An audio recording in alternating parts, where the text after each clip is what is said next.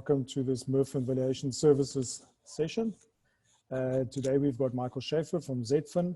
We're going to have a couple of questions posed to Michael. We're going to ask him how his business stands out from the other kind of businesses in the industry. Michael, welcome. Thank you for your time. Just as an introduction, Michael, just tell us what ZDFin does. Hi, Lee. Thank you very much to you and ZDFin for hosting me on your show. Yes, I'm Michael Schaefer. I've recently exited the Trafalgar Group where I was a shareholder, working there for close to 20 years. I've exited to set up ZDFin. ZDFin is a finance house focused on scheme finance. I feel it's an area that is grossly underserviced in the greater market. And I think the competitive advantage, or what I'm wanting to add to the markets in this space, is I think I bring a wealth of practical experience. As I said, sort of close to 20 years at Trafalgar. I think I understand the intricacies and the complexities of property management better than most. And I'm hoping to combine that experience, with a financial or bouquet of financial products and offerings to address very real and sort of relevant problems that schemes face. And obviously also coupled with the new legislation, which is going on sort of 4 years old, and some of the challenges that have arisen, as a result of the certain sort of legal obligations of schemes. If in your investigation, obviously you'd obviously done some investigation before starting this business. Do you feel that stands out from ZDFin versus the other companies in the market, that the practical experience actually being in the trenches in sectional title with the property managers, dealing with AGMs and going to AGMs and dealing with trustees? Do you think that's a benefit that you have above anybody else? So I think so. I mean, look, I certainly don't take anything away from the competitors in the space. First of all, I think it's a big market. I mean, I don't think anyone knows exactly how many bodies corporates are in the country, and certainly now with the new legislation, putting all schemes of various sort of juristic architecture, under the same umbrella, homeowners associations and share blocks. It's a massive market. 65,000 bodies corporate is an estimate. There must be at least half of that in homeowners associations. So first of all, I think it's a far bigger market than most people sort of realize. And I think certainly there's enough space for, a number of financiers. We know that, the traditional banks don't typically play in this space. So, certainly, first of all, I think there is space to service the market. I think the demand is certainly there. But, back to the practical experience, I mean, I don't think that anything we do is particularly complex or difficult, and I mean that with respect. I think the complexity comes in with dealing with personalities, dealing with volumes of people, with opinions, and marrying those to the legislative sort of requirements and navigating, through that. And I think, my experience, I think, gives me maybe, a better understanding of what people want, and, maybe makes it a little bit easier to explain, and illustrate, the solution. Not detracting from the managing agents. I see myself as a support to them. Having worked as a managing agent, I feel that, their intentions are very good. They try their best, but, they've got sort of multiple sort of challenges in actually, doing their job. And, so I see myself as a support and, certainly with a fair bit of experience in that field. Thanks, Mike. We've got some questions we just want to pose to you. The first question we have for you is, how does using ZDFin's maintenance plan facility finance assist body corporates to create a stable and viable financial roadmap for the following decade, 10 years? Okay, so first of all, I think, we know that Regulation 22, it's a requirement that schemes have a maintenance plan. So I think, first of all, their maintenance plans and their maintenance plans.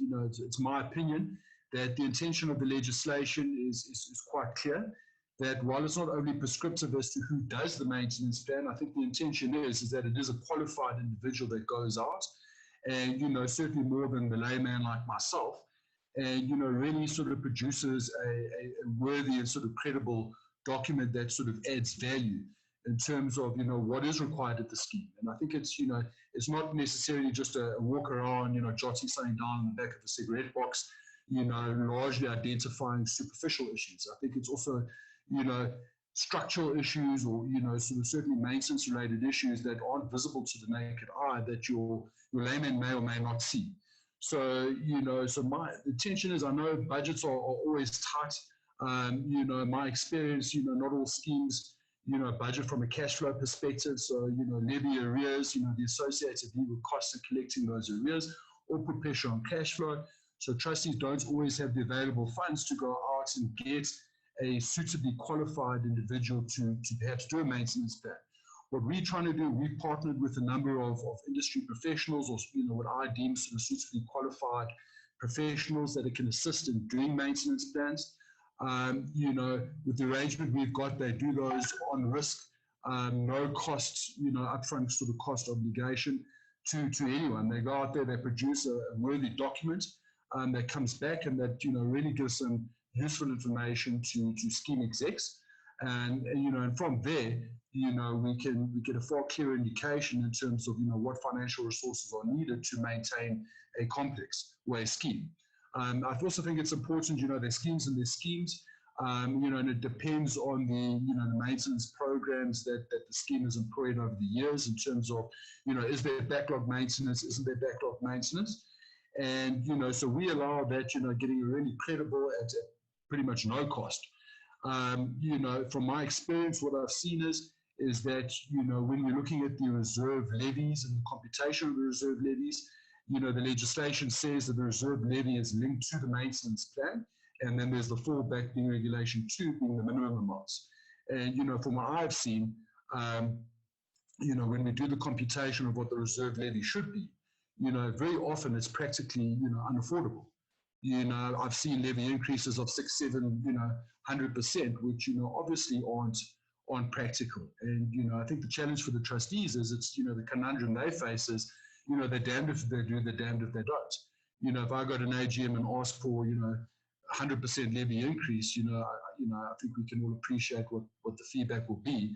And yet if they don't do it, their ability to adequately manage the scheme is, sort of potentially sort of prejudiced. So, what we're trying to do is almost like a turnkey kind of product, and, employing, they're not ZDFin staff, they're a number of sort of industry professionals, being, from structural engineers to QSs to, industry veterans, to go out to produce credible documents, to give us accurate sort of estimates type of thing, numbers that we can model, and, then, provide scheme execs with a, viable solution in terms of, this is what, this is how we can finance the work that needs to be done. Again, just from my experience, the thing is that, the work is never really in dispute. Trustees or owners or members generally accept the fact that the work needs to be done, but it always comes to an affordability issue. And, as a result, schemes are kind of, it's financial constraints which largely dictates what work they do or they don't do, and also cash flow, because, what the budget says and what the cash flow of the scheme are often, can be very different depending on, the number of debtors and arrear levies and so on and so forth. So, and over and above that, depending on the sequence and the schedule and the timing of the works, you can also see, wildly fluctuating reserve levies. Hypothetically, if we've got a large maintenance project that needs to be done immediately of a couple million rand, you would need to raise a large amount of money, sort of upfront quite soon. So, by definition, you'd have a large reserve levy.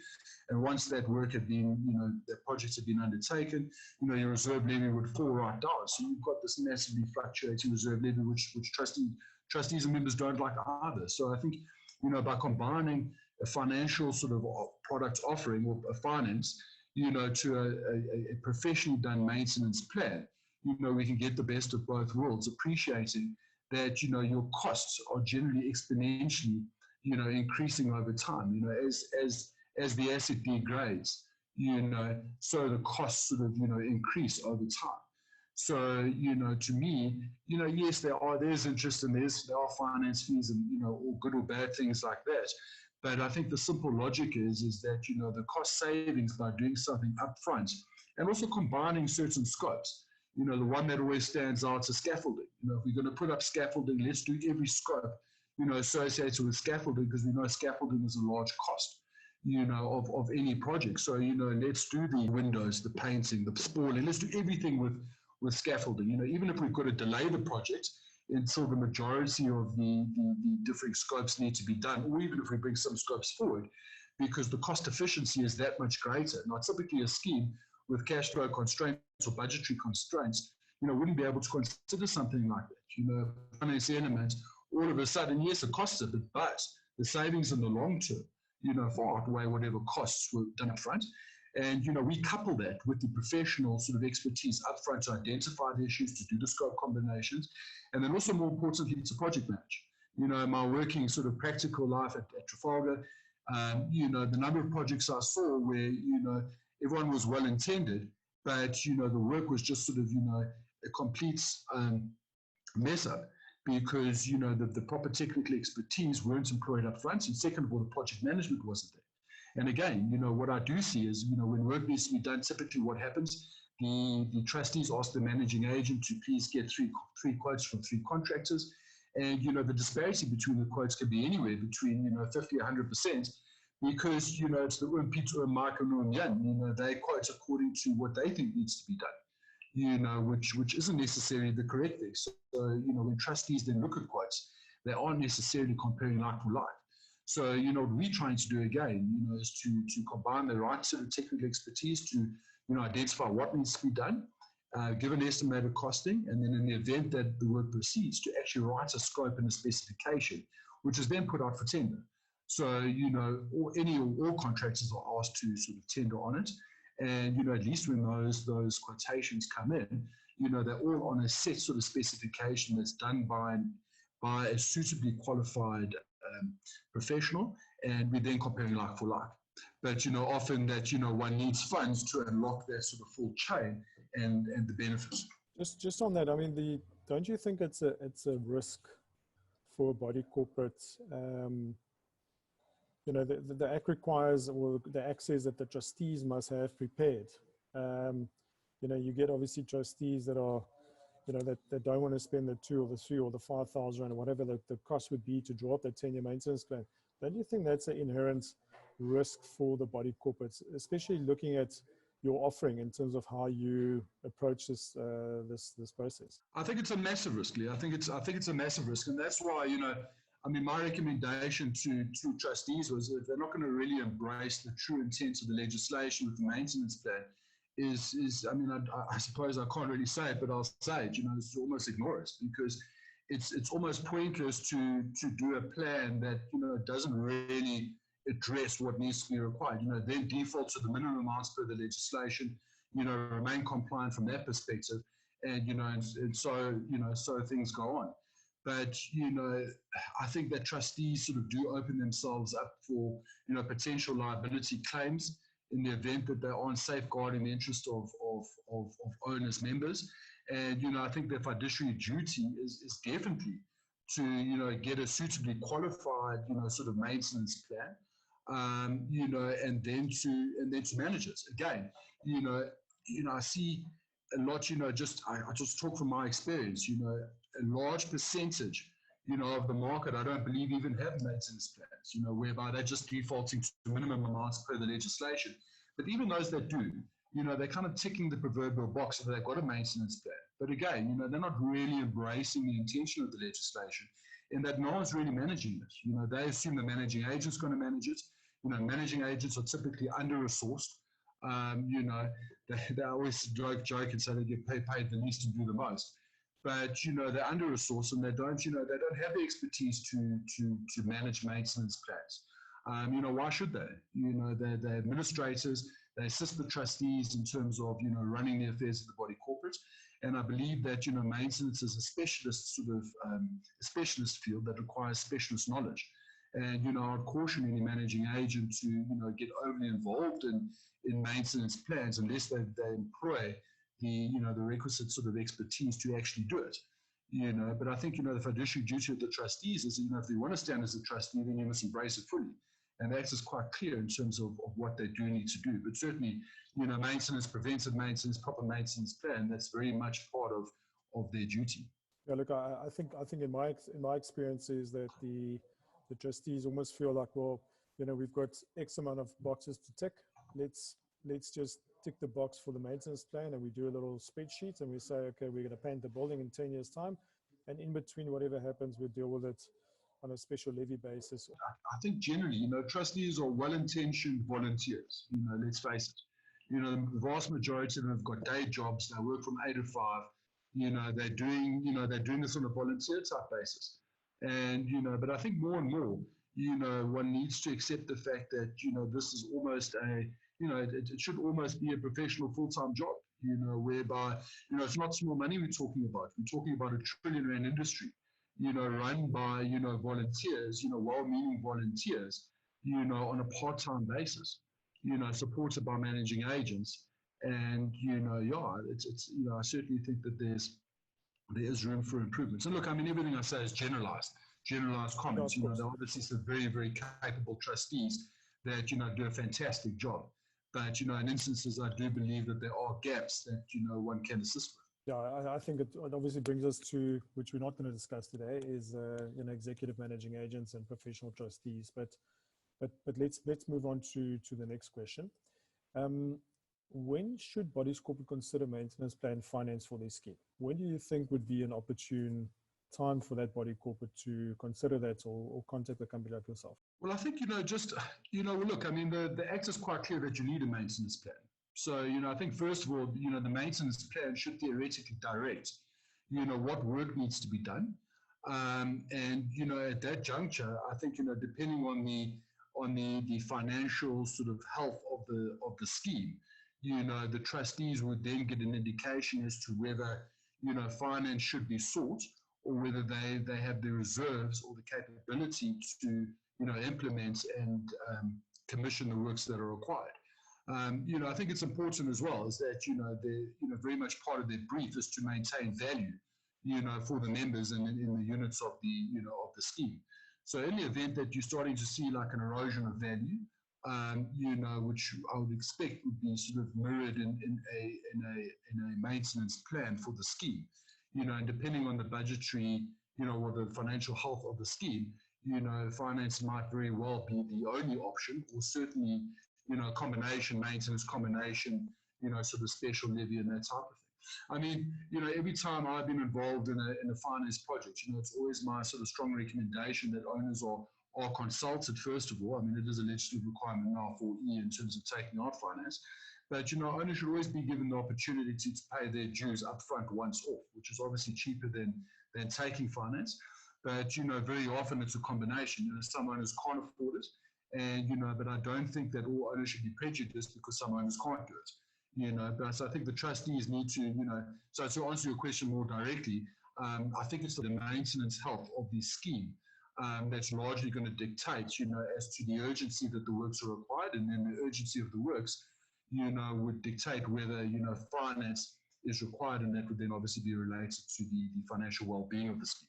So I think there are a number of factors to take into account, largely, I suppose, the urgency of the works that are required linked to the financial health of the scheme.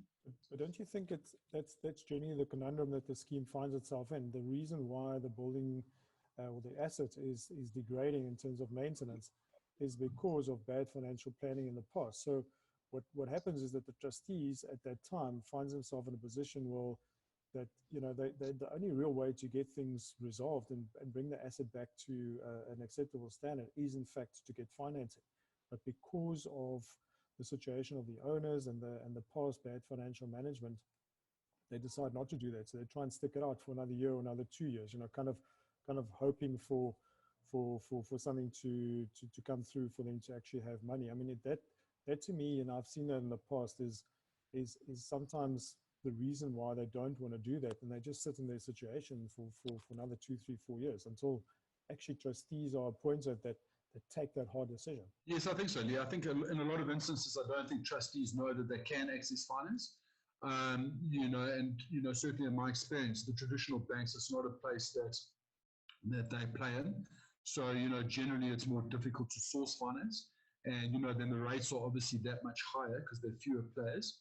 But then it's also the practical implication, implementation of it, and it's, being able to afford, sort of practical, affordable rates, on flexible terms to suit the cash flow constraints of the scheme, and more importantly, the members that make up the scheme. I think just to move off on this point, I think the big issue here is that the trustees need to understand that it's their responsibility to maintain the common property, and they need to employ whatever means they possible is available to them to do that. So if it means having to take out financing, that is what they need to do, because ultimately they can be held responsible for that. Let's move on to point 3 or question 3. How has COVID-19 changed the sectional title landscape for maintenance plan financing? Do you foresee an increased need for financial support to help bodies corporate finance their maintenance projects? Yeah, so that is interesting. I mean, there's no doubt COVID has had a massive sort of impact globally, and certainly the South African sort of scheme market hasn't been spared. But, from what I see, the majority of schemes, have, to varying degrees, had sort of certain financial pressures, face financial pressures as in turn their members have. And, I think that the majority of trustees are shelving, planned maintenance works, because of affordability, sort of financial constraints. Just to me, that is, I suppose it's an automatic reaction to shelve large sort of capital or maintenance sort of projects when finance is sort of running a bit tight. And, perhaps in the short term, that is a prudent sort of, decision and sort of viewpoint. But I would caution against, shelving indefinitely, because, the costs very definitely do sort of increase exponentially as one sort of delays planned maintenance works. I mean, it is interesting. I mean, we've had, quite a few applications for finance, and I think it's really, works that have been delayed and delayed and delayed, and it's kind of got to the point now where, trustees can't delay any longer. And, they're really feeling the pressure from scheme members, and they've approached us for finance. But, I think the finance required is perhaps slightly more than necessary given the constraints of COVID. But I think we'll see the true impact, certainly in the months to come. But, certainly now I think there's, certain maintenance plans have been shelved. And, as I say, I'll just caution against shelving indefinitely, because, maintenance still needs to be done. Just on an interesting point, maybe you can answer it. Are you seeing, in general, even with when you were at Trafalgar, did you find that your clients were generally distressed bodies corporate, that they just didn't have any other way of resolving their maintenance issue, and the only way to resolve it was to get financing, or do you think there are prudent trustees that see the benefit of the financing, and irrespective of the wealth of the scheme, how much funds they have available, that they see that as an alternative option and still go for the financing, irrespective that they might have the funds available? Well, yeah, I don't think they're all distressed. I mean, I think the average scheme certainly wasn't distressed. I think that certain, trustees do understand that, to raise large reserves, in a body corporate, there certainly is an opportunity cost. Section 32 accounts, interest rates now are 3%, thereabouts. There's certainly an opportunity cost in accumulating sort of large reserves for a body corporate. And in essence, you're chasing the proverbial moving target. We are assuming an escalation rate of X in, that industry. Usually we default to what CPI is, running at about 4%, but that isn't necessarily what it is in the construction industry, or, any other industry. And very often we may undershoot or overshoot. So that in itself is a risk. And then second of all, you do run the risk of those funds being redeployed for alternative projects for which they weren't initially raised. So, what we found is that, some scheme execs, they prefer to, it's almost the other side of the coin. Instead of, accumulating large surpluses over term to fund whatever projects, they would rather, utilize us to assist in getting, definitively, scoping a project, costing it correctly, and then providing the finance, for whichever member needs it or doesn't need it. So all members, as I say, that we're involved in projects we're involved in, we always recommend that members are given the option to pay their contribution once off up front. But, not all members are able to do that. So it would be coupled with a finance alternative should members prefer, that option. So I think it was more of a combination, but, I found some, relatively astute trustees liking to, utilize finance to make sure the work gets done, and, be as an alternative to members that couldn't afford the once-off special levy. I think something that's obviously changed with the new legislation is in the past, the trustees had the right to, to get external financing. Now, obviously, you need a special resolution for that, or it might be a unanimous resolution from the other owners. So you might actually get pushback from that. Do you think that's going to have a big impact on these kind of decisions? No, not at all. As I say, during my 18 years at Trafalgar, we never did one sort of maintenance, one's finance loan without consulting with the owners. I mean, I think it's critically important that if you're going to spend a large amount of money, that owners are consulted, that they can give their inputs, and then they're involved in the decision making. I think it's only right. And even though it may have taken a little bit more time, I think it was, time that was necessary. So, the requirements of a special resolution to take off finance, to me, nothing's changed. We always did it, and, even though it wasn't a legal requirement, and, the fact we do it now, to me, there's certainly no issue, and I think it's critically important. I think it goes a long way for, for all the owners to be involved, because what you don't want to do as an owner is be fined, to suddenly have to pay X amount and you weren't involved in that decision. Right, let's move on to the next question. How does using the tenure plan in combination with ZDFin's finance ensure long to medium term cost savings? Yeah, I think I did touch it on earlier, but, just to me, by utilizing finance, it allows whatever work needs to be done, at the time, at the recommended time, and also to combine, the associated scopes that make sense to combine. So I mentioned the whole sort of scaffolding issue, by adding finance components or making finance available, they're no longer theoretically financial constraints to do whatever work needs to be done. So, if there's a large project that, that makes sense to do everything up front, finance enables that to happen.